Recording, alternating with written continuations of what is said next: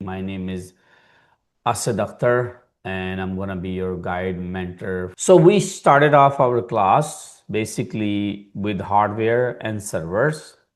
The first day of the class was talking about what the IT industry is, and we talked about the core elements in IT here. And we talked about how the hardware, the importance of the hardware and the software and the networks and the data, diving deeper into all of these aspects: hardware, software, network. So initially in the first few classes we looked at the hardware element.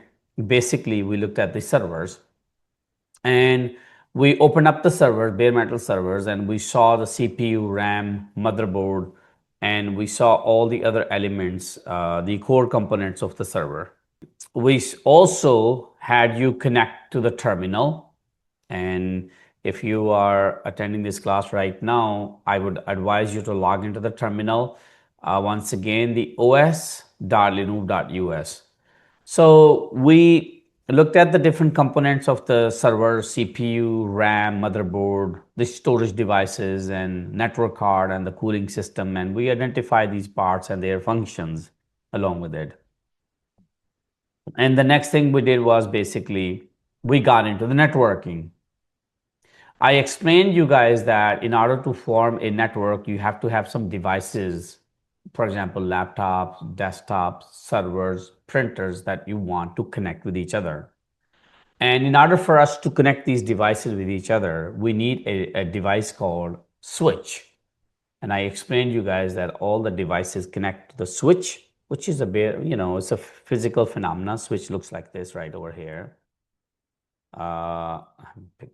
This is your switch right over here, and it has different ports over here, right? So you would take the cable from your server and plug it into the switch over here, and that gives you basic connectivity. And the switch eventually gets connected to the router, and that's how you have network 1 and network 2 talking to each other. And then we actually connected those physical components using the RJ45 cable, which is the Ethernet cable. And so this is the flow chart over here. This is how it looks like, okay? For the os.linux.us, you need to create a new account if you are new to this class. So you would basically just create a new account, and then you will have your account, okay? So if we have a computer, laptop, desktop, and we connect it to a switch right over here, we are on a network. Right over here, this has formed a network. But now we want to connect to another network, which is, let's say, internet.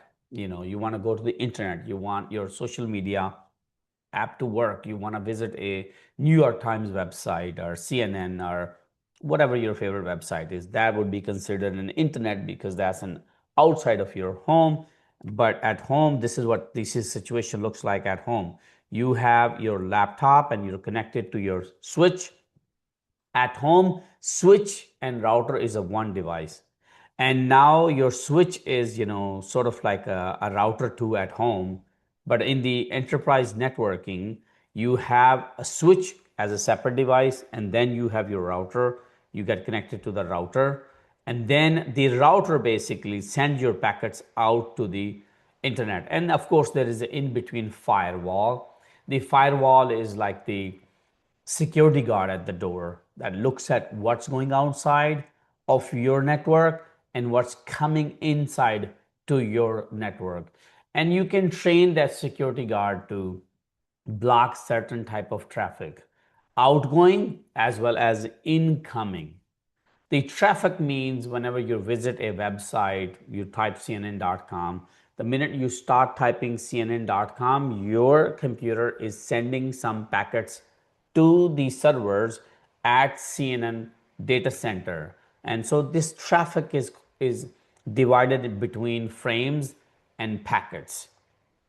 When your machine is talking to the switch, it is frames. When the switch forwards those frames to the router, they become packets. Okay, so the information that flows over the internet or between the two networks is called packets. That's how you communicate, between networks. We already covered that part. And then this is just basically a nice flow chart, step by step, how the packets flow. And this is where I wanted you to build your understanding. You have a network, okay? Networking complete view. You have bunch of servers, physical servers right over here, and you want to connect them with each other. You want them to be able to talk to each other. So what you do is every server has a network card. Without the network card, you cannot communicate with other machines. So server has network card. That network card, you plug in the RJ45 cable and it goes into one of the port. So let's say we connected all of these servers into a particular ports on the switch. Now we have formed a network. This is our network A. We want to communicate to the network B. Both of these networks need a router device over here. And there's a router device over here. In order for these two networks to talk, they should be connected to the router. Router connects the networks. Switches, this is a switch right over here. They form a network. Switches form a network. Devices get connected to the switch. And then switch in turn gets connected to the router. Okay? So every network has switch and a router. That's all. All the servers and all the devices get connected to the switch. Switch at the end gets connected to the router. So switch connects. Switch basically can form a network, and routers connect networks. That's how you need to remember. It's very important, okay? The communication between the server, I also told you guys this, the communication between the server and the switch uses what? A MAC address. The MAC address is basically hard-coded address on your network card. Every network card in this universe has a unique MAC address. So your switch also has a MAC address, the port. The server has a network card, also has a MAC address. The MAC address is a hard-coded address. It never changes. Of course, there are ways to spoof your MAC address nowadays with the software, but the reality is network card is a physical phenomena, and network cards have a hard printed MAC addresses. So servers, when they are connected to the switches, they use the MAC address. But when the server has to connect to the router, then it uses the IP address. So we talked about the IP address and the MAC address, okay? Now, so this slide tells you about the MAC address. The device connected to the switch uses the MAC address. The device connected to the switch uses the MAC address. But whenever it has to go to the router to connect to another network, it will require an IP address. And we also looked at how to figure out our MAC address on the terminal, but we're going to get on the terminal soon, okay? Then we talked about what is an IP address. IP address is a 4-octet number, 1, 2, 3, 4. And 4-octet number, this number can change, okay? It's a changeable number. Every machine that's on the network, it's communicating, it's going online, eventually needs an IP address, okay? And so IP address is like your identity on the network, on the internet. Whenever you're browsing, the machines, they're all talking to each other using this address. Where do these addresses come from? That is our topic for today, okay? Who assigns these IP addresses? That's our topic for today. We're going to talk about this. This IP address can reveal your location, specifically where you are located. And if Ziad Bhai allows the ping, we can see that. Okay. And so all the devices own the network, whether you have a cell phone, whether you have a laptop, desktop server, cloud servers, routers, printers, IP cameras, every device needs an IP address, a unique number, okay? All right. And then, we looked at um, already explained to you guys the need for the IP address and the MAC address. And every device on a network needs a unique IP address to communicate across networks and a unique MAC address to communicate with this within the same network. So every machine needs a MAC address and an IP address to communicate with other machines, okay? That's just the universal law. And if I go back and look at my slide over here, this gives you the roadmap of what we're going to be learning in this class. Now that I covered basically whatever we've done so far, we can look at so far what we have done. We understand as of today the different components of the servers, understanding their role. What do they do? What is their job? We looked at the server grade hardware, data center grade servers. We looked at HP server. We looked at the Dell servers. We looked at Proliant servers. We talked about different components. And then we also talked about the basics of networking. What is an IP address? What is a MAC address? What is a switch? What is a router? And understanding, then we're going to jump into understanding the operating systems at some time today. That's in the play today. And then eventually we're going to jump into, once I give you the introduction to the Linux operating system, what it is, how it came into being, then we're going to jump into the navigating the file system, working with the Linux commands. By the way, you already started working with the Linux commands from day one, because I like to keep my sessions highly interactive. And I think the best way to make them interactive is basically get you on the terminal and get your fingers moving. So we're going to be working a lot more with the commands. I'm going to make you more comfortable with the CLI. CLI stands for Command Line Interface, meaning you'll be working in a black window, only typing commands and getting things done through the commands. That's how, as a system engineer, as a Linux admin, as a DevOps engineer, you work with the command line. You do not work with the graphical user interface. And that's why it is a little bit challenging than the other operating system like Windows, where you can just, click here and there and you get your way around. But Linux is all command line. It doesn't mean it doesn't have the graphical user interface. It does have the graphical user interface, but it is recommended in order to work in a fast-paced environment. If you want more flexibility, if you want more power on this operating system, then you need to work with the command line. So we're going to be working with these commands. We're going to be doing file system operations, creating files, reading files, deleting files, creating directories, moving them around, changing their permissions, and so copying, moving, removing. We're going to look at all of those things. That's also in the play. And then at some point, I'm going to talk about virtualization versus cloud. We work with the bare metal as of now, and bare metal is something that you can touch, something that physical is there. Now, things are moving into the virtualization, rather virtualization to cloud. So we need to understand what is virtualization, and we need to understand what is cloud computing. So that's also in the play down the road. And then we're gonna do some hands-on work with the virtualization, maybe also cloud computing. We will build a server using the virtualization. We will also build a server using the cloud computing technology. Toward the end, the very last day or maybe a couple of days, we will talk about the AI infrastructure and fundamentals.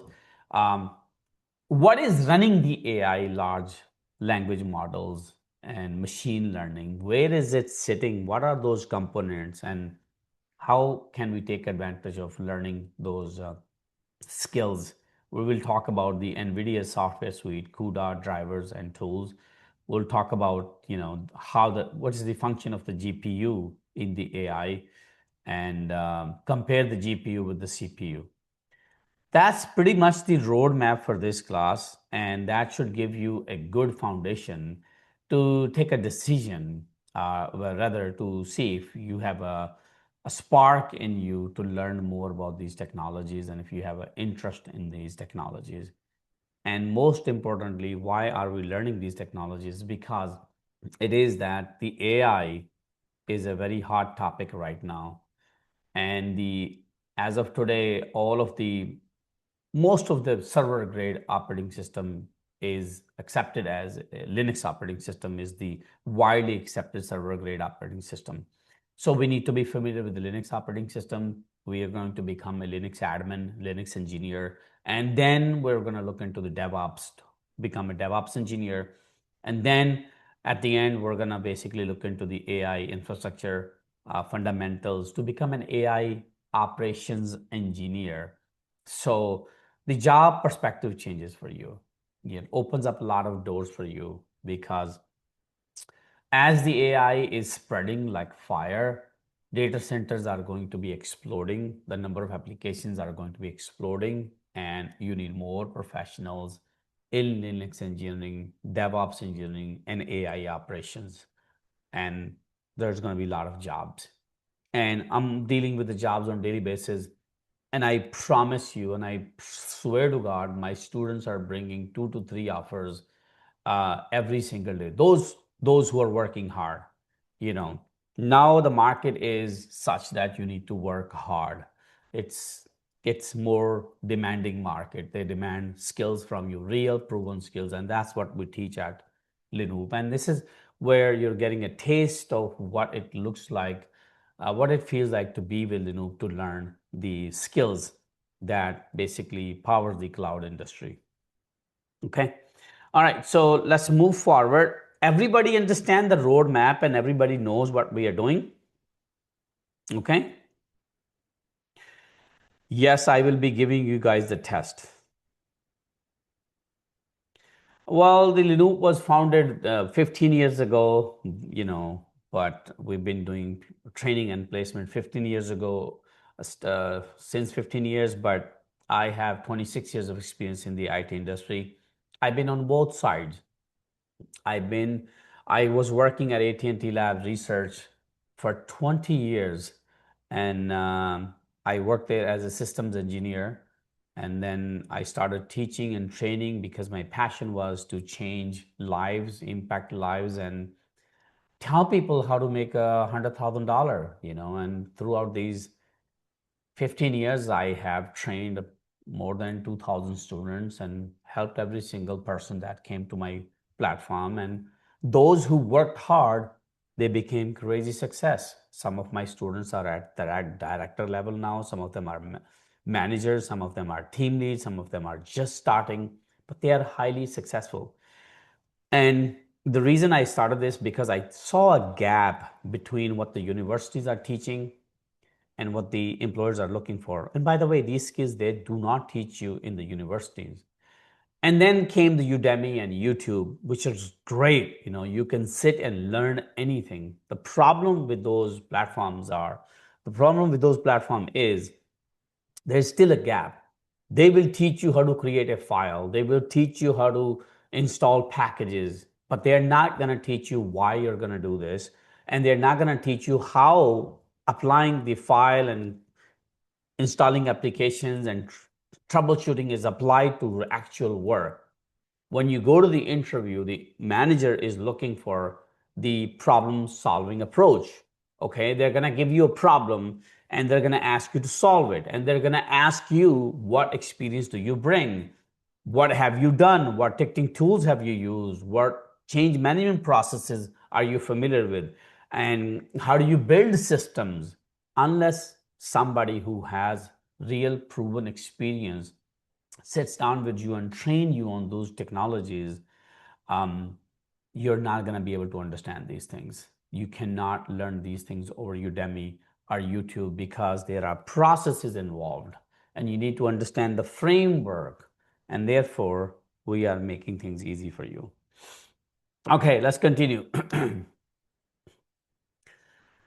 The commands that you teach us, we can use in future 100%. Day first, I told you these commands are very powerful commands, and they're, problem solving commands, and that's what I'm building from day first, your problem solving approach. Okay, now we understand the bare metal servers, we understand the MAC and IP address. Now we need to understand, before we get into our topic of basic network configuration, I want us to get onto our terminal and start using some of the commands that you learned through this course so far. So let's go ahead, and I'm logged in over here, and I'm going to close this right here, and I am going to click on the terminal. Or maybe I need to revisit this website. Let's go ahead. Okay, very good. I have the terminal. You may have to refresh this, okay? By the way, a big shout out to my friend Ziad. Ziad Salimi is present right now as a panelist. He is an AI engineer. He's a top-notch guy that I know as of today, to be honest with you. And he does a lot of the backend stuff for Linux. All the infrastructure that you touch at Linux is managed by Ziad. He is a DevOps engineer. He is recently an AI engineer. And Ziad came to Linux back in 2020, Ziad? Yeah, 2019. 2019, he walked into Linux, and he thought it was a scam, you know. But this guy, when he came to Linux, he already had some background in IT. He was, I think he was born to do this, you know, one of those geeky guys, you know. He's one of those geeky guys, you know, and he does amazing things, and he does it in nanoseconds. And I just love the way his brain is structured. Like, this is the one guy that I can put my hand on and I can say, this guy is built to do this type of stuff. So his success has been a roller coaster ride, honestly speaking. He's been amazing ever since he started working for, I think your first job was Cisco, Right. right, Ziad? Yeah, that's right. Yeah. Why don't you give your little introduction to people and tell your story to these students, and you know. Sure. Go ahead. Yeah. I walked in 2019. I was sleepy and I'm still sleepy. That didn't change. Um, so I think I did some odd jobs when I came to US, and I couldn't really find anything that I could do and something that would really satisfy me as well. I mean, Um, I I did like gas stations and stores and Uber and all that stuff. And then I also got a job like in IT even after that. That was just paying me okay. But I was still not happy there. It's not something I wanted to do. So one of my family member was doing this course. He introduced me to By, but again, as he said, I thought, oh well, it's a scam. But I did. He said, just give it a chance. I said, sure. So I came to the class late, but I did whatever I could do, did my best while working nights and all that into the class. So, um, and I can tell you, being, you can say that I'm smart, other people can say that I am smart, but it's a lot of consistency on what you want to do and not give up, right? If I'm able to achieve something, is not just because I am gifted or I have like some skills that other people don't have. It's just because I feel like I shouldn't give up, and I think that's the key to doing anything. And I would suggest, if you really want to be successful here in IT, just don't give up on things. Okay. Even when things feel really thin and not going your way. And that is the only time, and that's the right time to not give up on things, because that's your test. Um, so I did get into like the first job I got, a lot of my classmates got the jobs before I got the job. And, you know, and I know a couple of them kind of forced me, like, what are you doing? Just go give an interview. And I always felt like I am not ready yet. I am not ready because I kept going back to like book and reading and all that because I felt there's a lot to do, but I can't. But I think that was not the right approach. The right approach was to just get in with all the knowledge that I have, experience I have, and just do the job, and then you learn on your own, like while you do it. So the first job I got at Cisco, and that's where my journey started, right? And now I started as a Linux admin, and I switched role between Linux admin to Linux engineer to DevOps engineer to automation engineer to automation manager, and now I am working as an AI infrastructure engineer. Um, so there's a lot of roles and a lot of positions that I have held during the time, but this is the one that I enjoy the most currently.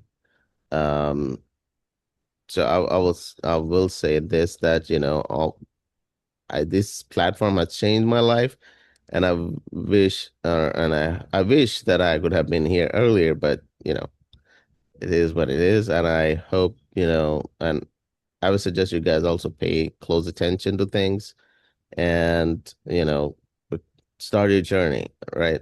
And do your best. And last but not least, just don't give up. Thank you so Great. much. Thank you, Ziad. Thank you. Ziad is highly talented. Um, he's into AI automation. Anything that you want to automate, anything that you want to build today, an application, he can do that for you in a heartbeat, in nanoseconds, because he uses AI to the max he can. He knows how to use the AI. Now, in this one, he's asking which command shows your user ID, primary group ID, and the group membership. And the beautiful thing is you have the terminal right next to it, live terminal, where you can type any command.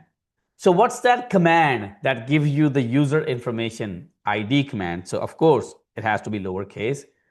So when I do the ID command, take a look at this. I get a point over there. That's beautiful. Which command shows the login name for the current shell user? What's that command, folks? I told you. No, that's not user. Which command shows the login name for the current? Who am I? Who am I? One word.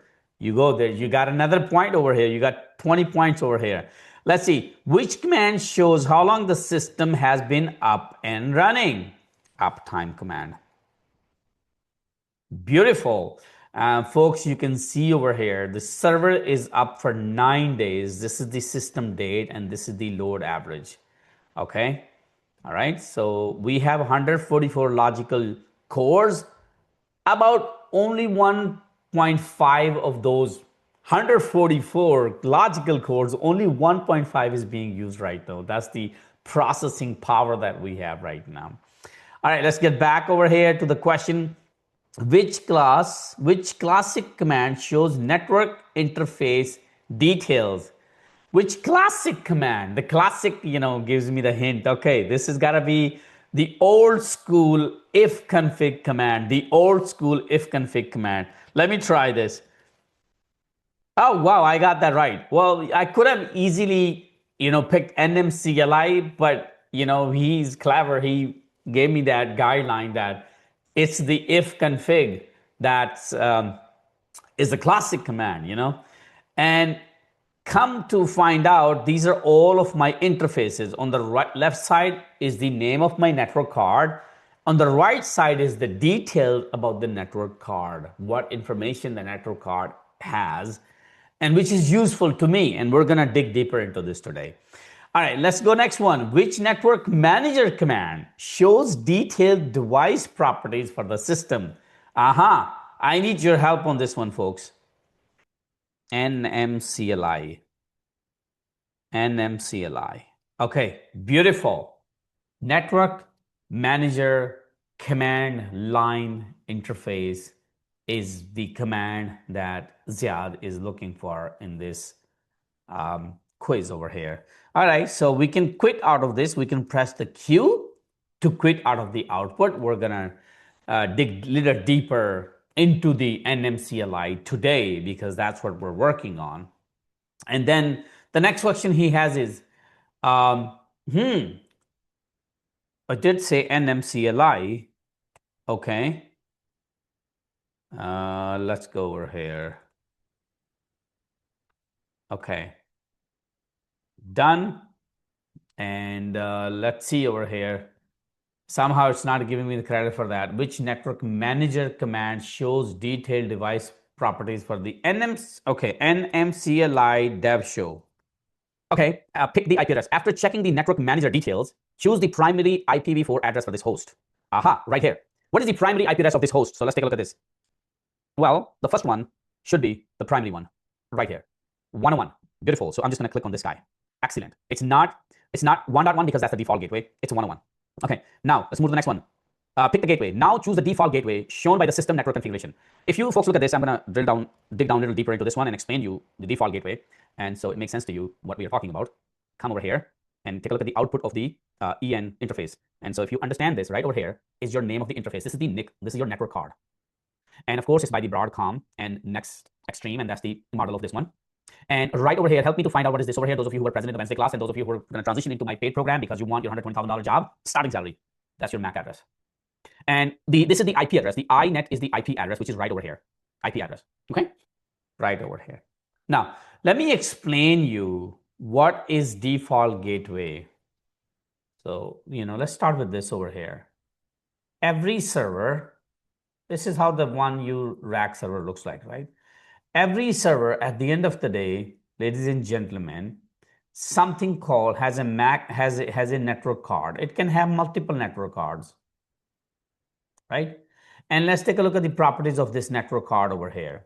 This network card over here, which we are looking at right now, folks, right over here, what does it give me? It gives me MAC address, IP address, default gateway. So let's put this information over here. It gives me MAC address, it gives me IP address, and it gives me default gateway. And obviously the MAC address is the long number, with these colons, 6 octet. And the IP address looks like this, 192.168.1.101. And the default gateway is listed as 192.168.1.1.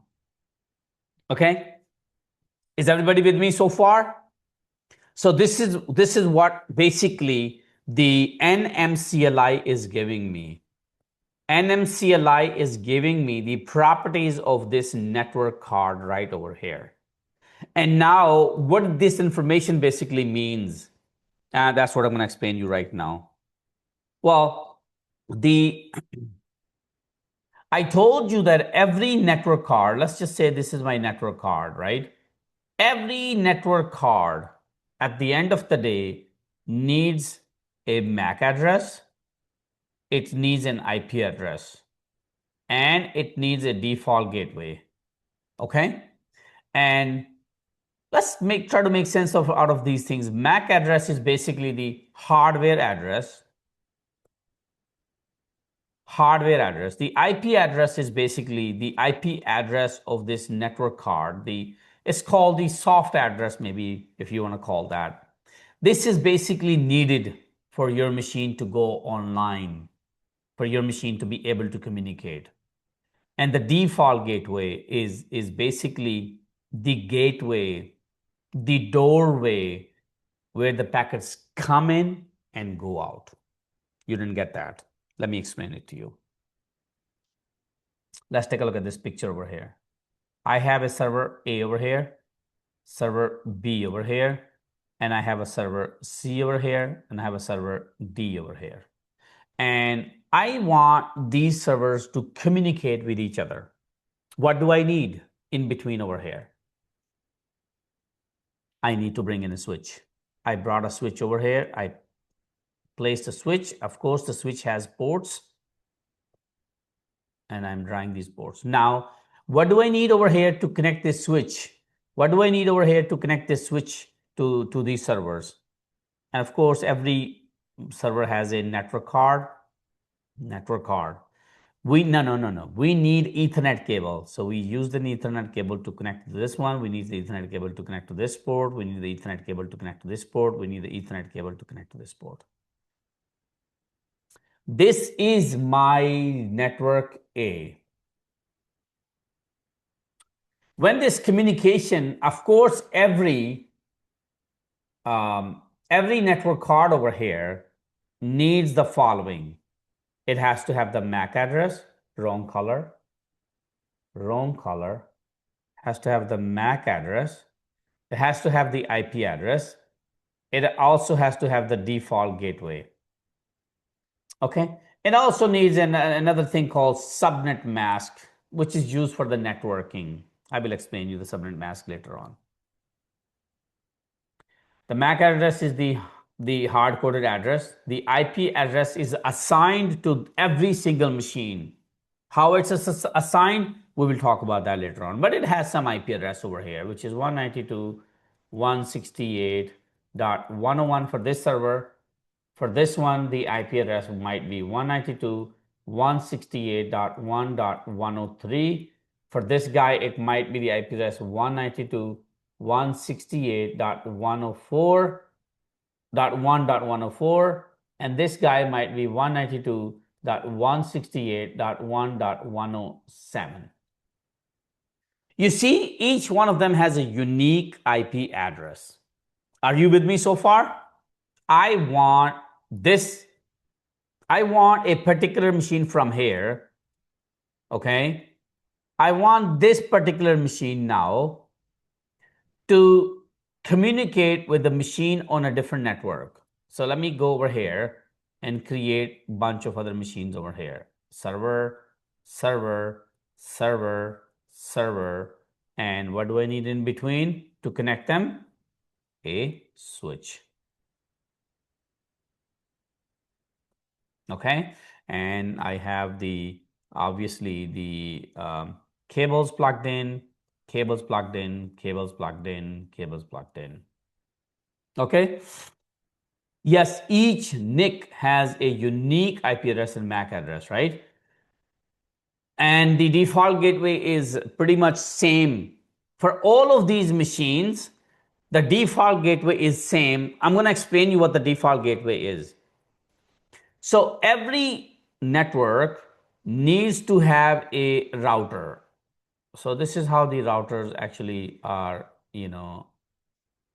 this is how they look like, because they route the traffic. They're like, you go there, you go there, you go there, you go there, you go there, you go there. Okay, that's what the router does. And every router also has something called the IP address. And in this case, this router's IP address is 192.168.1.1. And ladies and gentlemen, that's what every machine knows, that their default gateway is 1.1. Even this guy has the default gateway 192.168.1.1. So what is default gateway? This default gateway, this router on my network is my default gateway, because it is going to take my traffic out of my network. And when this guy wants to talk, this is the guy, he has on his network, he has a different router, which is right over here somewhere. That becomes their default gateway. If this guy wants to go out, it will basically go through this default gateway. So every network has a router, which is called the default gateway, and every machine has a network card that needs to know that default gateway. Otherwise, the communication cannot leave. The communication cannot leave from your network, because you don't know how to. If you don't know the exit point and the entry point to your home, can you get out? You cannot get out, right? So that default gateway is basically the main gate into your network and to go out of your network. So that's the philosophy of the default gateway. Everybody's with me so far? Through the email, register at linoob.com, request for the videos, we will share the link, or visit our channel, Linoob Tech on YouTube, and you can watch all the videos. Go to YouTube and type Linoob Tech, and then you will see all the videos over there. Let me show you the link right over here.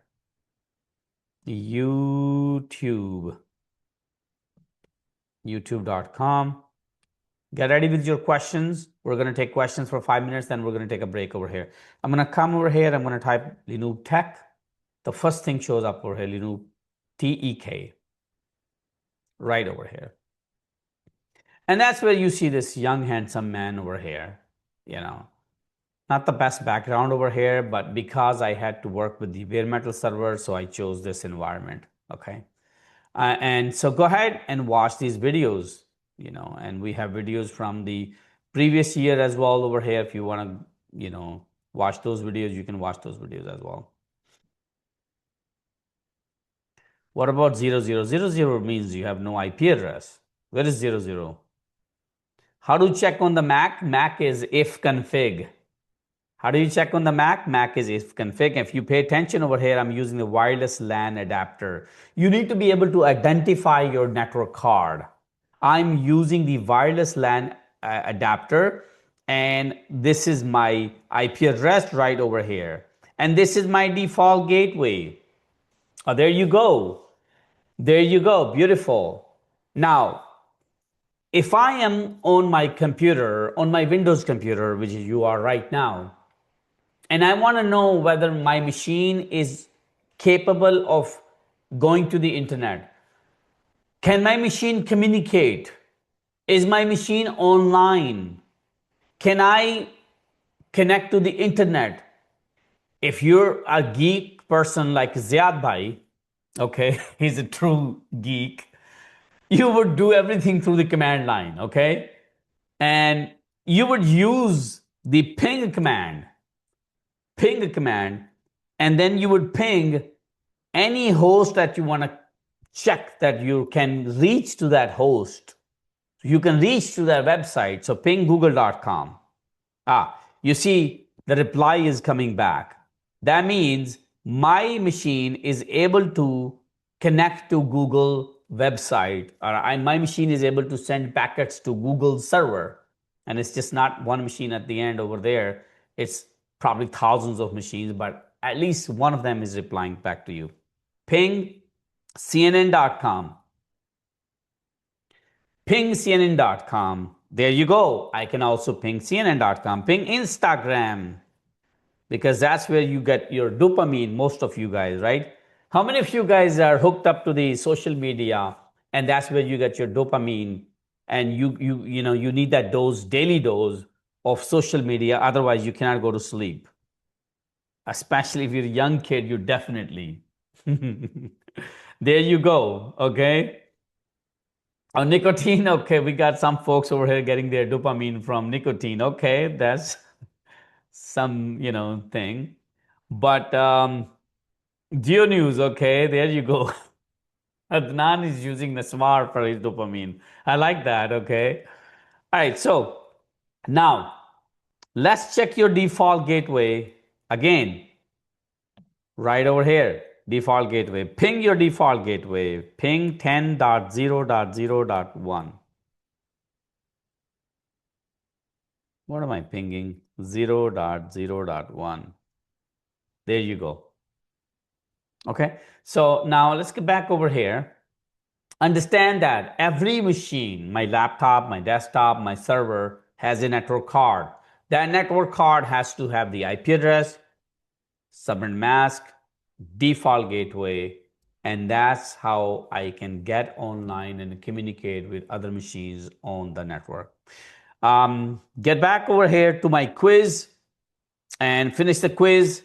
Then we're gonna learn something new. Are you guys ready? Let's go. Now choose the default gateway shown by the system network configuration. I'm choosing my default gateway. The next one, pick the MAC address. Now choose the MAC address for the primary interface. John, you need to log into the os.linoob.us.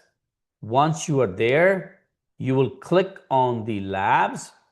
And when you click on the labs, it's the last one, lab for system and network discovery.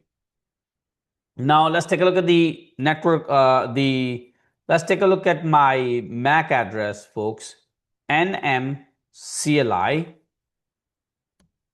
And what's the MAC address of this guy over here? Well, it ends with the 0C.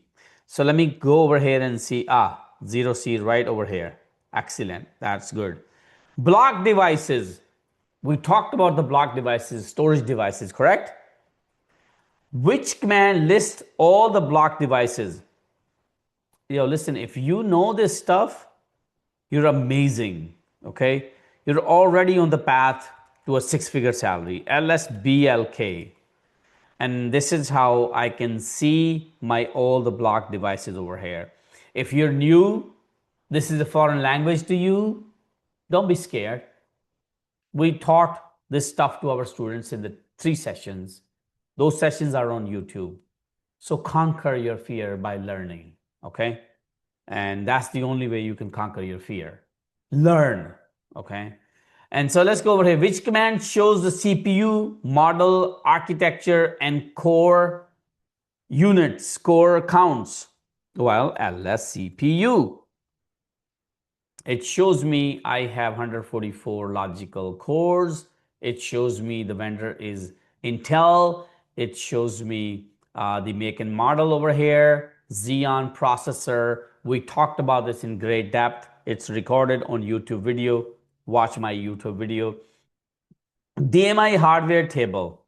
Okay, which command inspects BIOS and DMI hardware inspects? Now that's a hard one. Somebody's using Google now. Somebody's using Google. I thought you guys were smart, but no, you guys are using Google. Hell no. Hell no. Well, I do not have the permissions. I do not have permissions to run this command because it requires root privileges because it gives you too much information, but we got the command right. How many NICs do we have? Run a command that helps you to count how many network interfaces you have. Okay, well, I'm going to run nmcli.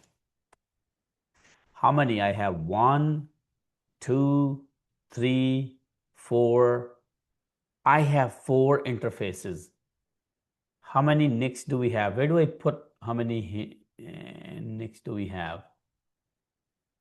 Do I choose the answer? How do I give the answer to this one? It wants us to use ifconfig? Okay. Ifconfig. Okay, it wants us to use the ifconfig command. Okay, beautiful. nmcli. See, there are too many ways to do one thing. So the problem with these labs or quizzes is basically you just, whatever the hard-coded answer he has input, that's what's going to be accepted. But you can move on to the next one. How many IP addresses we have altogether? Well, this guy has IP address, this guy has IP address, this. So if four network cards, 4 IP addresses. I think I'm going to run the ifconfig one more time. Okay, corrected. We move on to the next question. MAC address. Run a command to show the MAC address of one of the interface. Okay, I can run ifconfig once again. By the way, does the ifconfig command show me the MAC address? Yes, it does show me the MAC address. Right over here. Right over here. It shows me the MAC address. Beautiful. Default gateway. Which command shows the system's default gateway? Oh, that's a tough one. I can use ifconfig. No. nmcli dev show. nmcli device show. No. What did I do wrong over here? Wrong spelling.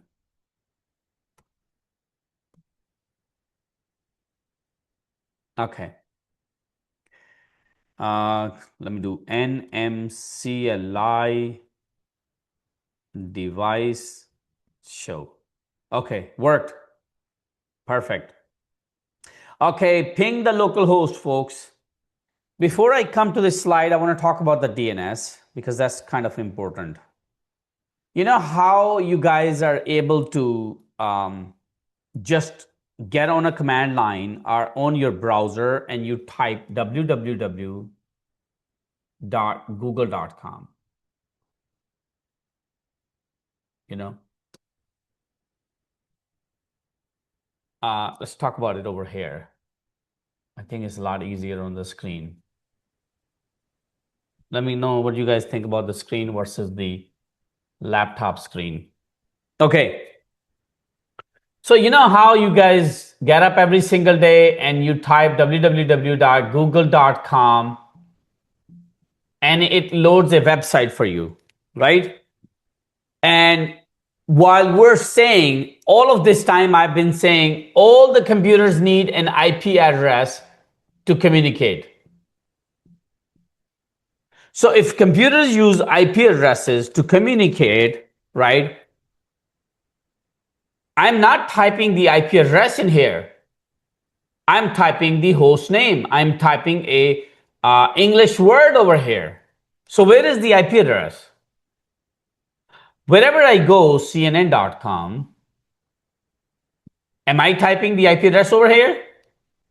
No. So where is my IP address? How come my computer knows what google.com is? How come my computer knows what cnn.com is? How is it? Okay. How is it that my computer is able to? So first of all, I need to understand, is this actually right that all of the communication takes place through IP addresses? Is that the fundamental truth? Is that the absolute God-given truth?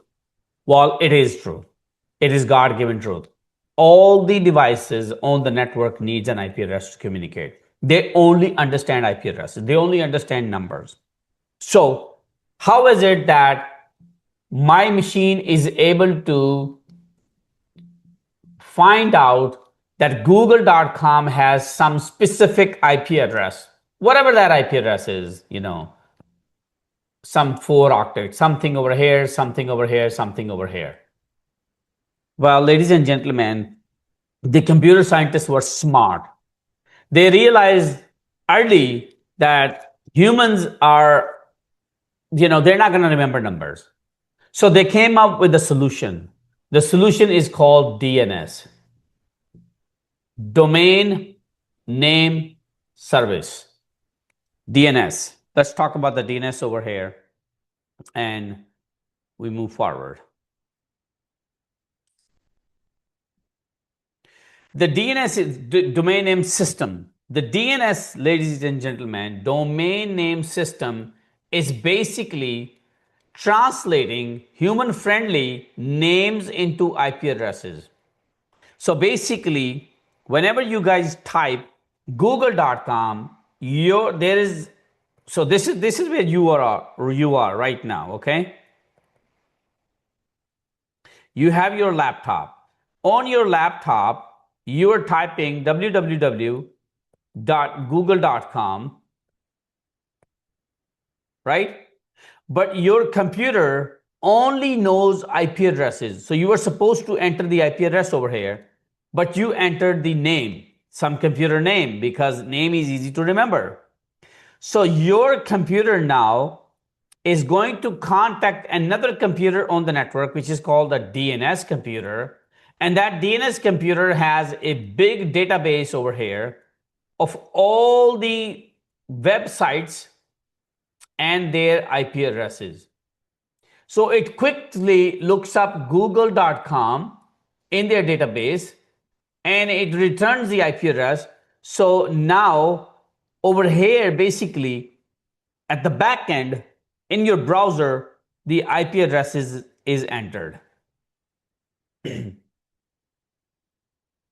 Does this make sense to you? Let's take a look at this again. You are over here, ladies and gentlemen, and you need to visit, you have your laptop over here. You want to visit the website cnn.com. Well, your computer does not know what cnn.com is. every CNN.com has an IP address. Let me find you the IP address for CNN.com. And that's how we find the IP address of CNN.com. nslookup CNN.com.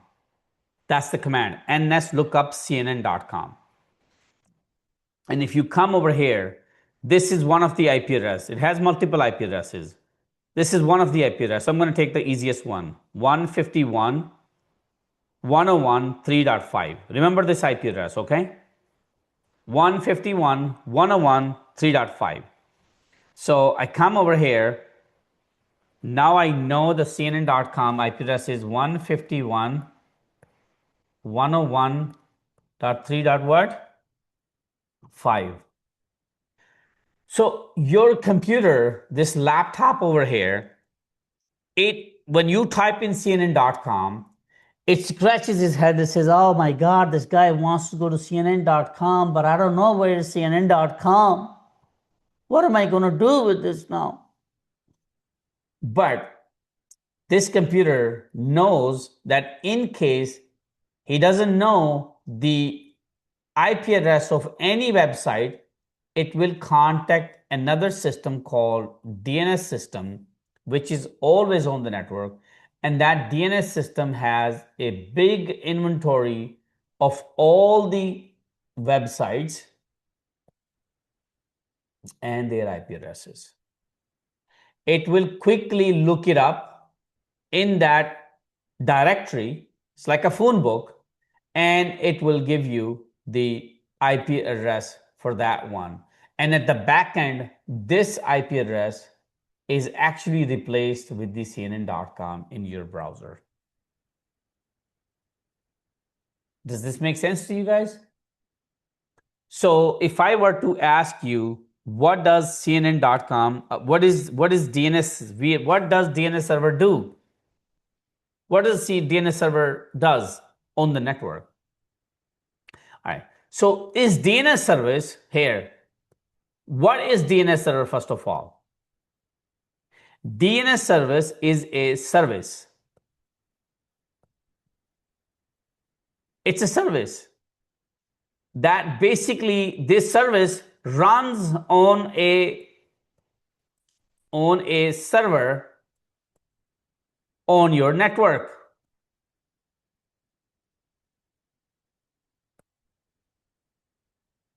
Okay? So let me explain you this one more time. I am working at AT&T. All right? And I have thousands of devices on the network at AT&T. Thousands of devices. Servers, laptops, desktops. They all need access to the DNS. So therefore, my system engineer is going to take a one physical server, the ones that I showed you, is going to install the operating system on it, and then on top of the operating system is going to install some software called DNS. And once this software is installed, the service for DNS is running. And now somehow they are going to feed all the host names or websites along with their IP addresses into this database. Now, any machine on this network that needs to do the translation, because you are a human and you're sitting on this machine and you're typing CNN.com, it will always contact this server, find that website address, and come back and use that IP address.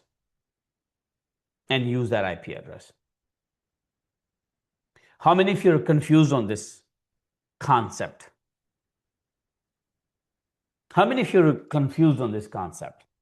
So for every device, so there's only maybe 1 or 2 or 3 DNS servers for every company. Every company, they have their own DNS servers. And all the host names are plugged in there. The database is there. Okay. All right. Let's talk about what is the confusion over here. Let's talk about what's the confusion over here. I like confused people because they help so many other people to get the concept clear. And they're brave people they're brave people. They can ask questions. Let's talk about what's the confusion over here. I'm going to stop this over here. And I'm going to draw this over here one more time. So this is my computer on the network. Okay. And on my computer, I'm wanting to visit CNN.com. Correct? So far, so good. And my system has an IP address. It has its default gateway. It can communicate. So I'm a human being. I open up the browser, I type in CNN.com.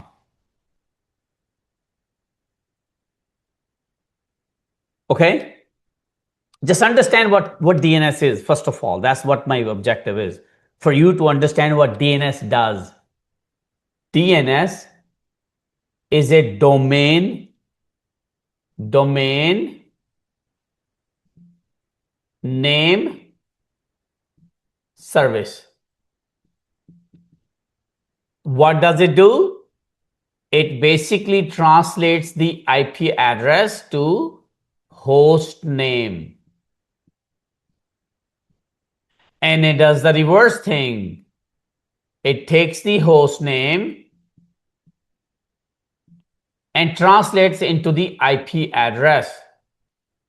So eventually, the DNS has a database, some record of all the websites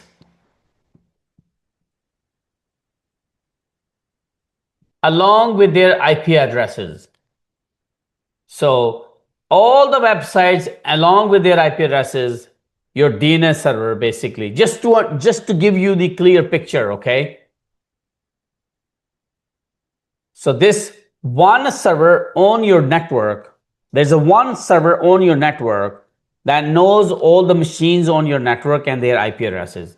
Whenever you are on your machine and you type in ping CNN.com, your machine will first contact the DNS server and will say, hey, I need the IP address for CNN.com. The DNS server will give the IP address right away and say, use this IP address for CNN. That's all is there. Okay, now how is my computer communicating with the DNS? That what I'm confused with. Okay, you are 100% rightly confused.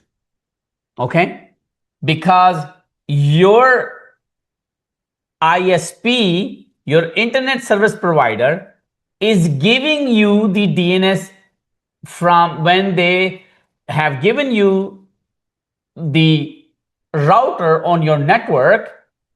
They are pushing the DNS IP address to your machines. Let's take a look at this. So every single one of your machine is using the DNS IP address. Let's see over here.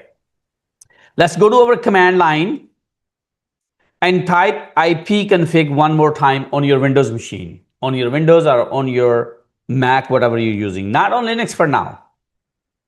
And then I say /all. Then I say /all. And now you see this is the command I typed. Go ahead. /all. I'm going to take this snipping tool and I'm going to take a snippet of this and I'm going to explain this to you. Oh, you guys cannot see my screen? Give me 1 second over here. Sorry about that. Here we go. I typed in the command Here we go. I typed in the command ifconfig all, and then I got this information over here that I'm interested in. Here, help me out over here, folks. What is this number over here? Come on. This is my MAC address. See how smart you guys are? Beautiful. And what is this over here? This is my IP address. What do you guys see over here? No, sorry. What do you guys see over here?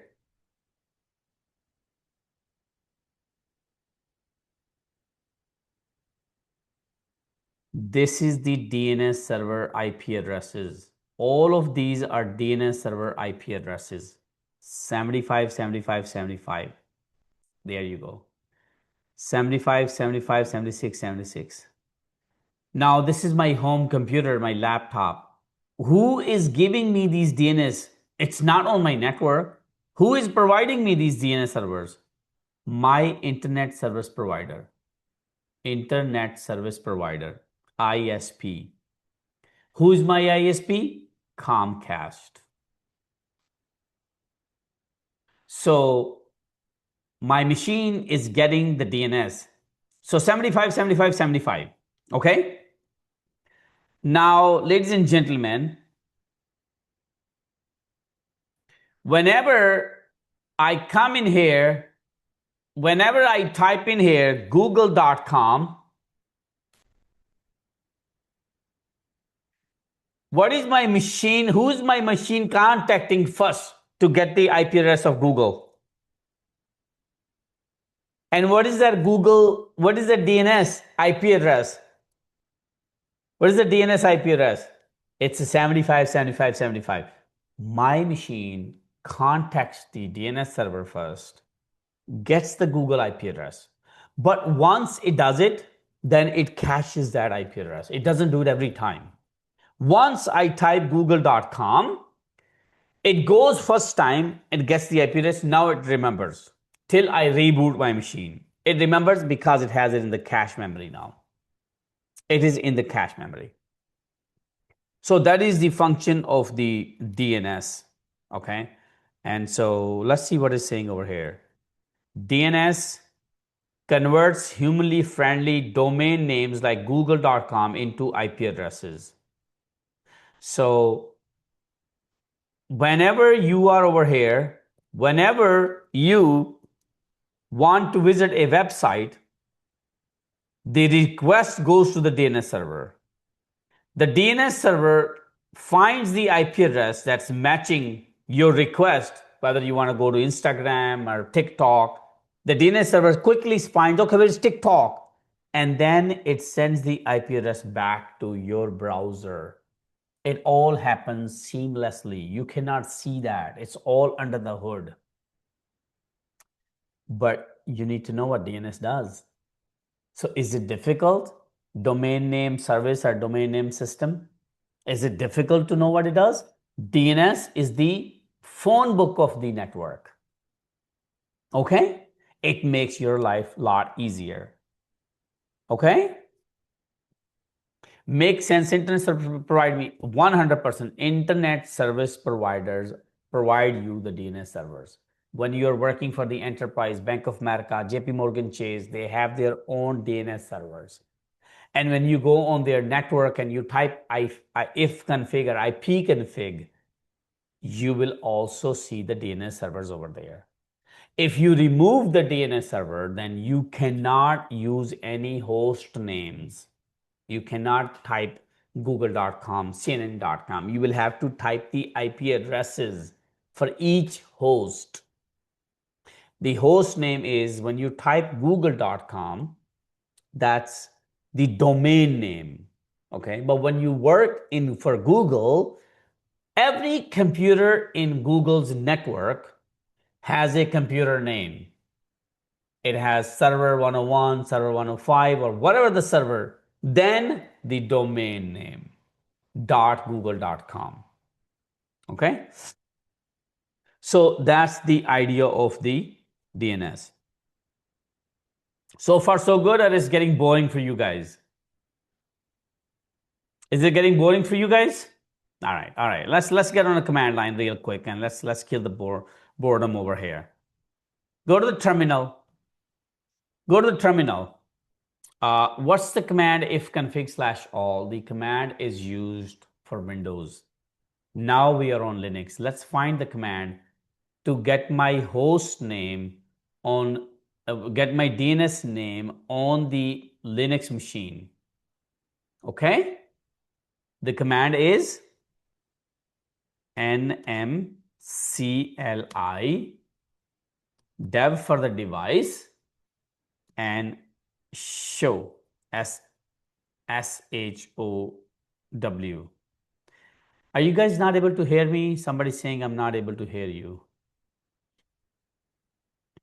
So you see right over here, you have this command, nm, you can hear me fine. nmcli dev show. You guys want to hear my ping story? It's a very interesting story. Seriously. Back in days when I was young and handsome. So I told you guys, right? When I was 20 years old, I started working for AT&T. I did not finish my associate degree. I did not finish my bachelor's degree. I went straight to work because I was a very responsible person and I wanted to, help my dad. So I'm working. 2 years passed. I'm like, I need to go back and then I need to finish my degree.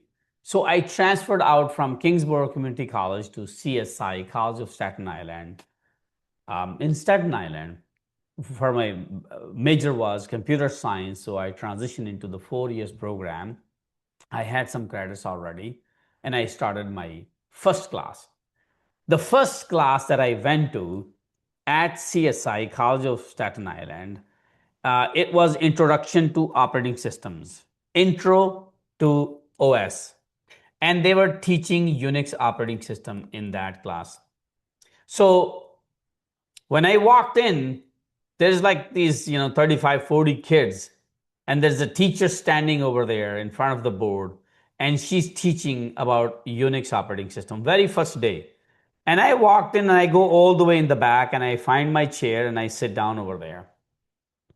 And she's teaching about Unix and the history of Unix and all that. Remember, I'm a system admin at this time at AT&T. AT&T built Unix operating system. And I am like super obsessed about Unix operating system because this is the only one thing I was good at in my life. Unix operating system, okay? Because they're all kids, John. John is like, why do all the kids have 3 hair? They're all kids, okay? So, guys, I'm sitting over there, and then the teacher goes, I'm looking at the syllabus, and I see the syllabus. Her name is Ping Shi.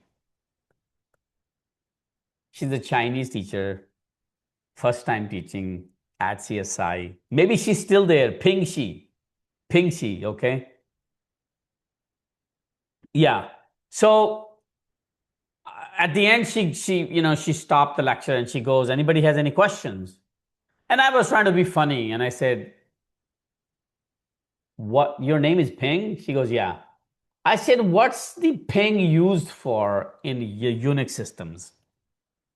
Like, you guys know this already. It's used to check the network connectivity between 2 systems.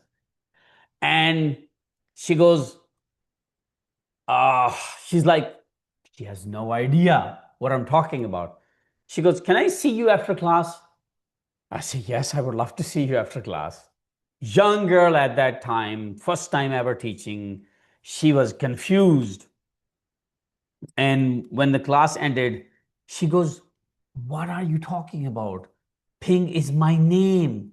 I said, young girl, you don't know that ping is a networking command? It's heavily used on day-to-day basis as a system admin. You're teaching Unix and you don't know ping? And she goes, oh my God, what do you do? I said, I am a system administrator. I'm a Unix admin. She goes, oh my God. Listen, I don't know too much about Unix. This is my first time ever teaching at CSI. And don't expose me in front of all of these students. I'm going to lose a job and they're going to ship me back to China. That's not something I want. I said, listen, I can work with you, but I have few conditions. She goes, what? Honest to God, okay. I said, I have few conditions. She goes, what? I said, I am going to teach this class and you're going to sit and learn along with other students. That's condition number one. Condition number two, every single student in this class will walk away with B plus or B minus, the minimum, no failing in this class because, I failed my first computer science class and I hate it till this day. And she goes, but they're going to kick me out of the program if somebody comes here. No, I said, you're going to tell them that you have brought an experienced Unix engineer from AT&T who's going to teach the practical side. You're going to teach the theoretical side. You're going to come, it was 2 hours class. I said, you're going to come, you're going to lecture for 30 minutes. And then you're going to say, here's the Unix engineer who's going to teach you real things. So she agreed. I said, you don't have options. I'm going to go to the deans right now and tell them you don't know anything about computers and ping command. So she goes, listen, that's fine. And I taught that class. And toward the end, I taught them Sun Solaris. And toward the end, I had 3, 4 kids who were super, super good. I helped them build their resumes and they floated their resume in the market at that time. They ended up getting entry-level positions as Unix admins. So, and everybody walked away with B plus or B minus. This was hilarious. I made up the test and everything, but we learned practical stuff in that class. Okay, so little story time, okay? Now the time is 2 o'clock. Great. We understand what is the DNS. DNS translates the host name to the IP address and the IP address to the host name. Any machine that wants to communicate with the other machine using the computer name rather than the IP address needs to go to the DNS, get the IP address of that machine, and then use the IP address to connect. This all happens in the background under the hood. You don't ever see that. Okay. So that's DNS. Another thing, very, very important, the backbone of the networking and the servers is DHCP. DHCP, now I asked you guys the other way this question. Where do IP addresses come from? Where do IP addresses come from? Do they come from sky? As we were told, the babies come from skies, So the IP addresses are assigned by a computer on your network, and that computer is called DHCP. In my class, I will not use the word computer. I will use the word server because it is serving something. So that computer is called server. It's usually a data center grade server, bare metal or virtual. It basically has some operating system on it, and it has the DHCP software installed, and that software basically assigns all the machines, all the other computers on your network, the IP addresses. Now, you're going to ask me this question. I don't have any computer on my home network. How is it that I'm getting IP addresses automatically on my network? Well, the router that's given to you by your internet service provider is acting like a DHCP server. DHCP stands for Dynamic Host Configuration Protocol. DHCP's job is only to hand out the network configuration. So when you work in the enterprise, you have these servers, machines, computers, printers, and they all, when they boot up, when they start up, they all need network configuration. network configuration. And what is that network configuration equal to? Well, that network configuration is equal to knowing the IP address for the network card, the default gateway, the subnet mask, the DNS IP address. This completes the network configuration, ladies and gentlemen. And how do computers get this network configuration? There's always a one system on the network. There's always a one server on the network that basically works as a DHCP server. So DHCP basically hands out IP addresses, all this box over here, this box, to all of these machines as soon as they come on, as soon as they boot up. This DHCP server's job is to hand out this network configuration to all the machines as soon as they turn on. Okay? Now, the MAC address is a physical phenomenon. MAC address is on the network card itself. MAC address is not given by the DHCP server. Okay? Addresses for everybody. So DHCP has addresses for everybody. So if somebody asks you next time, where do the IP addresses come from? The network configuration. That includes the IP address, the subnet mask, the default gateway, the DNS. It is assigned by the DHCP server.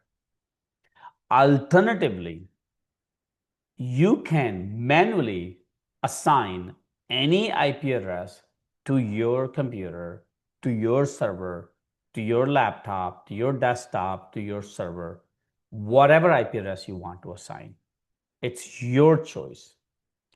You can decide whether to get the IP address from the DHCP server, or you can assign all of these settings by yourself by going into the configuration of your network card. On Linux, it's very simple. There's a one file where you go into that file and you plug in the IP, the subnet mask, the default gateway, and the DNS. Of course, you need to know what these values are. If you don't know these values, then you let it to use the automatic configuration through DHCP. Do you guys want to see that? Let me see if this is fixed. Okay, this is fixed. Let me show you how to assign, how to change the IP address from DHCP to manual, from manual to DHCP. Are you ready for this? You guys ready for this? Let's start from the Windows. Let's start from the Windows. Because I am using my Wi-Fi, and this is where I'm going to go, and the network card over here, right over here. You see this? Right over here. Let me just take a snipping tool over here.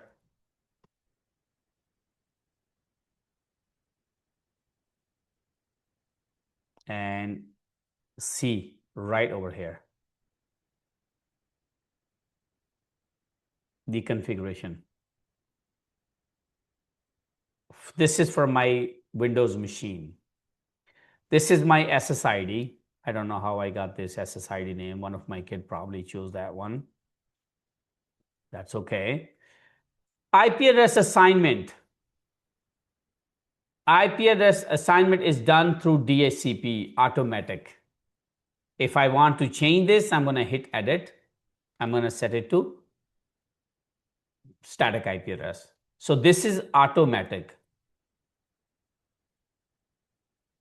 Through what? DHCP. The other is what? Static. I will hit the edit button over here and I will change that. The DNS server is assigned to me by what? DHCP. Yeah, DHCP. And you can see over here, it shows me the IP address, my DNS, my address. So if I were to go back in there and I hit edit, and now I have the option to change it to manually. If I change it to manually right now, it's going to drop my network. I'm not going to be able to communicate with you because that IP address is going to be taken away. And then I'm going to have to enter manually and then restart the network. Everybody's with me so far. Does it all make sense now? Where do IP addresses come from? We demystified. Babies are not, babies do not come from sky. Just like that, IP addresses either you assign to the machine or either the router in your home, which is acting like a DHCP server, will assign. But in the enterprise environment, this is what I want you to understand. In the enterprise environment, you always have some infrastructure servers, some servers that do the backend work. Okay? And one of them is called the DNS. We already know these two servers. And the other one is called the DHCP. By the way, in my paid program, we talk about how to set up these big boys. How do you build these big boys, these big servers? What does it take to take a bare metal server and turn that into a DNS server? What does it take to take a one bare metal server and turn it into a DHCP server? Because during my work at AT&T, I built these servers. These are the core servers that every single organization on this planet Earth need. And imagine if your DNS server stops working, what will happen in your organization? Imagine if your DHCP server stops working, what will happen in your environment? Chaos, chaotic situation, people running around, pulling their hair, servers stop functioning. You are going to be that engineer that will be looking at all of these things. Here you go, John. Does that make you an important person for the organization? Is it easy for them to get rid of you? Do they need people who will manage these services? 100%. 100%. The number of data centers grow, the number of these services grow. Therefore, the number of jobs grow. Okay. I am confused about DHCP. It assigns IP addresses and why authenticate? What does that mean? How? Okay. DHCP is basically a server that sits on your network. It has a network card, maybe multiple network cards, just like the ones that you saw the other day. And the DHCP server, this is DHCP.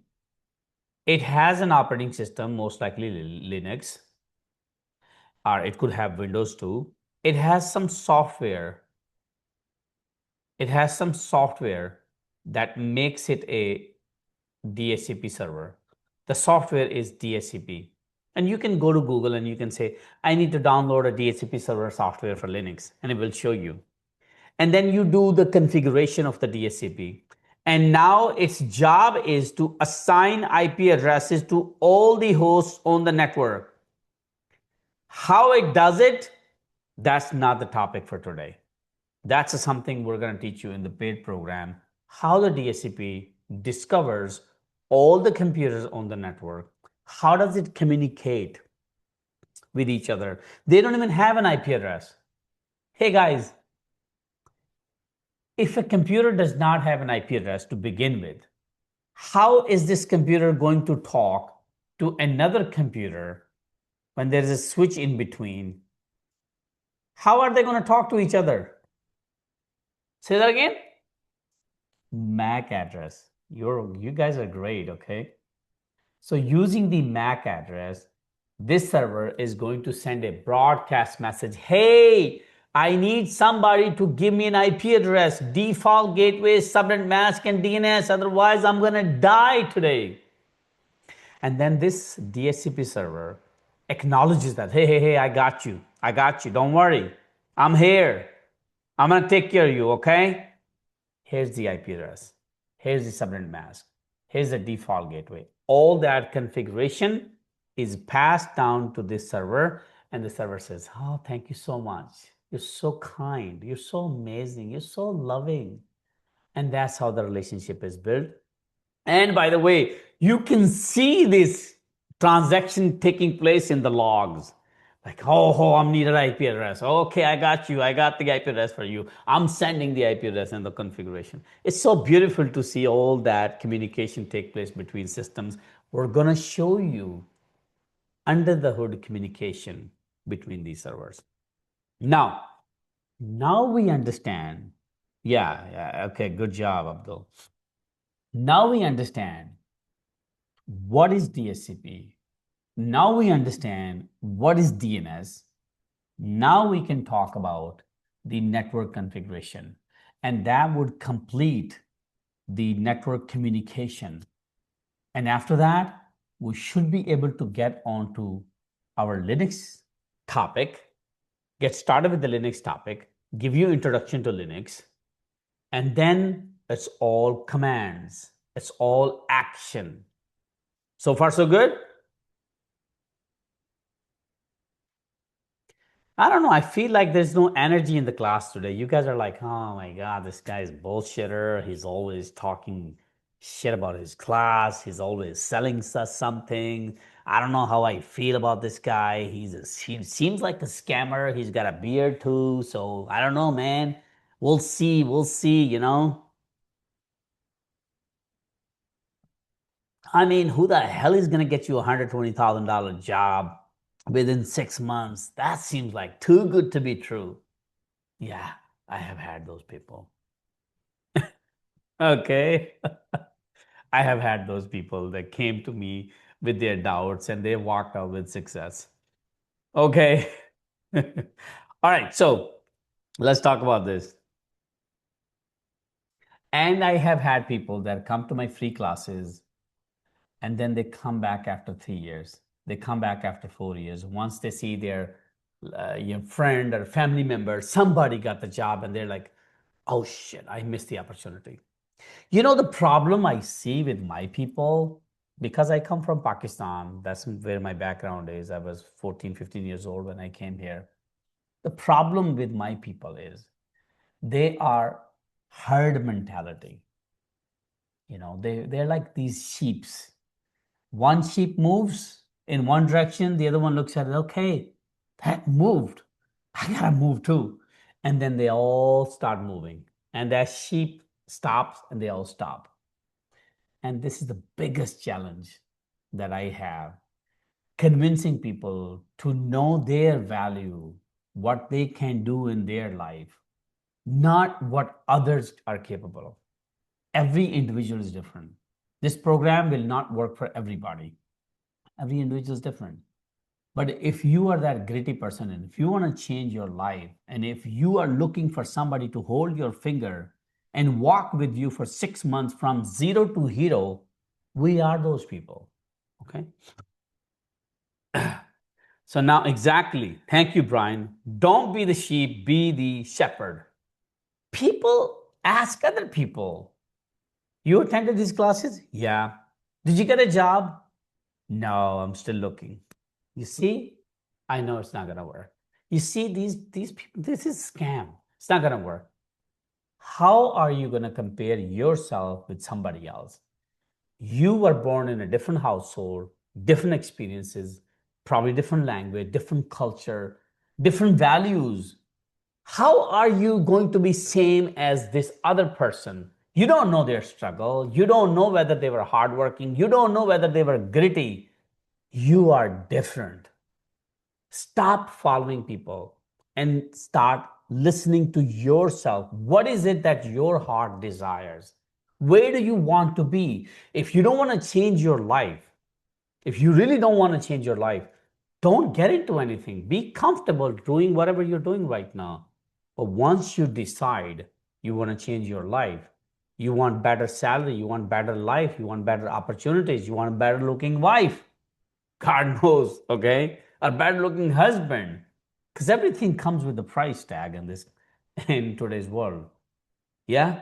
So then be ready to sacrifice your time, be ready to accept all the challenges, because the world every single day is getting more challenging. And only smart people with multiple skills, problem solving approach, proven experiences, certifications will survive in the industry. The dumb ones will be kicked out by the AI agents. It's goddamn truth. There's nothing I can do about that. So either you decide to become smart and overcome the challenges, or either you wait for the United States government to give you UBI, universal basic income. They're already talking about it. Every single one of you will be handed about $2,500 or maybe $3,000. You don't have to worry about your rent. You don't have to worry about putting the food on the table. Life is going to be beautiful for you. This is the era we are living in. Or you can get up and you can say, I want to change my life. I want to learn something which is going to be valuable down the road for next 15 years. And I don't want to live on a $2,500. I want to make $15,000, $20,000, $10,000. And you start on that path. Okay.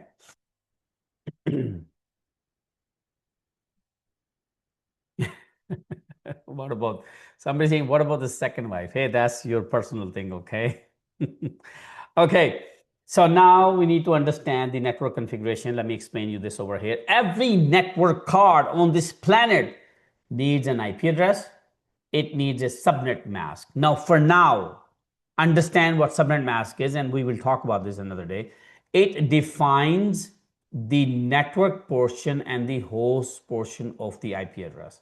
Subnet mask helps the device determine whether a destination is on the local network or outside of the network.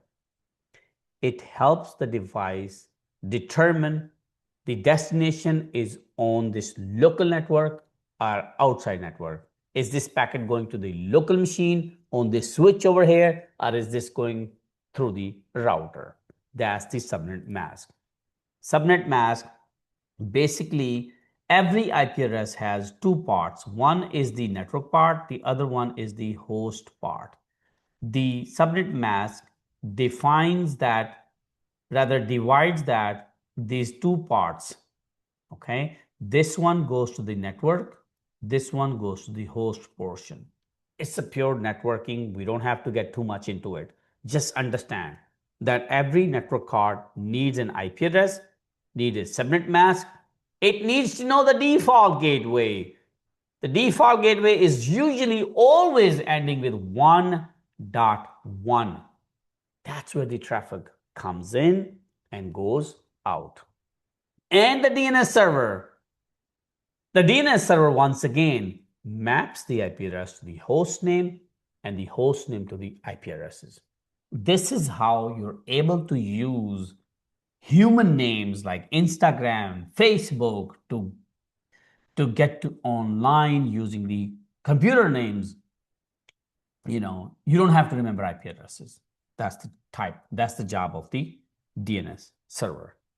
And all of this configuration is assigned to your server, to your computer, to your laptop, to your desktop, either by yourself, which is called static method, or by a computer on your network called DHCP, Dynamic Host Configuration Protocol. Configuration or credentials?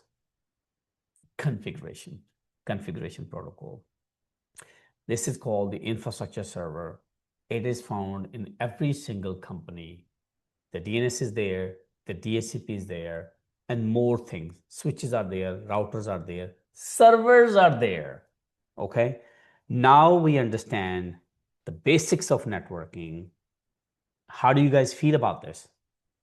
Did you guys know all of these things before coming to this class?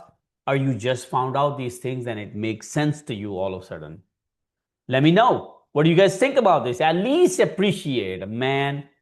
An old man needs some appreciation, okay? Come on, folks.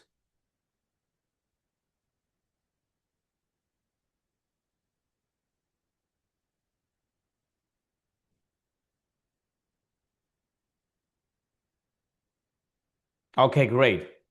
Great, great. I'm not looking for great things only. I want you to be as critical as you can be. Let's talk about, I'm so excited to talk about Linux operating system, folks. I want to talk about the role of the operating system in the computer world, in the IT industry. What do operating systems do for us, ladies and gentlemen? To begin with, operating systems' main job is allow the human being to work with the computer, work with the bare metal servers. It is an interface. It is the way we talk to our computers. If there is no operating system on this device, can I use my phone? Can I swipe here and there? Can I send messages? No. If you never paid attention, iOS is the I operating system on this Apple device. Every device, every metal that has software, it needs an operating system. And so operating system provides us the interface. It is the interface between me and my server. Okay, so what you see over here, ladies and gentlemen, what you see over here is an interface right over here. I need to open up my lab. I'm going to double click on this one. It's an interface provided to me by my operating system. So that's the operating system interface. It does resource management for us. You know, my laptop, my server, my desktop has different components: CPU, memory, hard drive. The operating system knows where to save the data. The operating system knows when I click on something, it brings that into the RAM and then it brings it to the CPU and then it shows me the output. Resource management. Resource management is how much resources for each application that I'm using. Application could be my Zoom application, my OneNote, my Notepad, my Microsoft Word, any application that I'm using on my laptop. It has, your operating system has to decide how much CPU, how much RAM, how much network it's going to give to this application. If operating system is not doing that, then it's a bad operating system. And I, quite frankly, I see that with Windows happening a lot. Its resource management is the worst thing, honestly speaking. Uh, Operating system do file system management. It allows you to store files into different folders. Booting files go into booting folder. My files, personal files, go into my documents. So it allows you to organize your data, store the data, delete the data, read the data, and write the data. Operating system, a good operating system also gives you security and access control, the user management. What can you do, what can you not do? If you saw,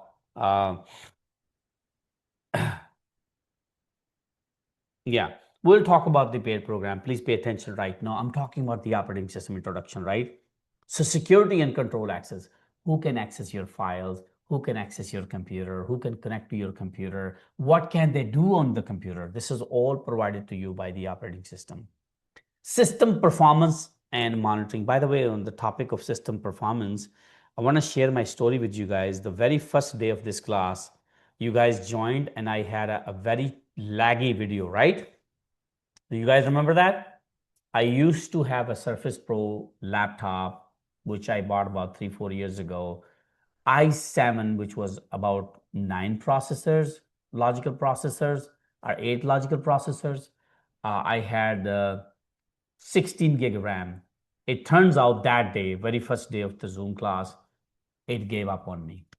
It was not able to process my video through OBS. I ended up ordering a new laptop, which is right over here. And let me show you its specs right over here. Here we go.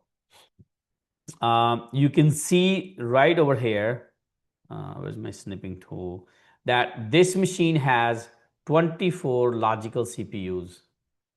Look at that. I got 24 logical CPUs. So it has one socket, which is the AMD processor, 9HX. Okay, it's AI processor. And it has one socket and it has 12 cores in that one socket. And each core is hyper threaded. So I got 24 logical processors in my laptop. In addition to that, ladies and gentlemen, I got 64 gig RAM. So, all of these resources, they are being managed by my operating system. Guess how much this laptop cost me? Take a while, guess. It's Asus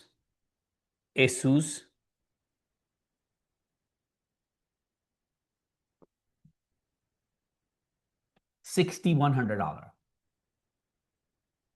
$6,100. That's not bad for a nice laptop. Yeah, $6,100. It's got a beautiful OLED display. It's a 16-inch screen. Okay. I do not like MacBooks. I do not like Mac. I should have used Mac in the beginning, but I'm so used to Windows. But I got used to Windows. So anyway, let's continue with the PowerPoint over here. So it does the system performance. You see the task manager over here? It allows me to see my system performance. It allows me to see, take a look at this right now with fully. My CPU was spiking up to 90% when I had the old laptop. Now it's only 9%. I got a 49%. Still, it's using, God, no, 30 gigabyte, 32 gigabyte of RAM. I could not have done this video processing through my old laptop. So I'm using 64 gig, 32 gig is being utilized right now by my video processing. So operating system allows me to do system monitoring, system performance. It allows me to run my applications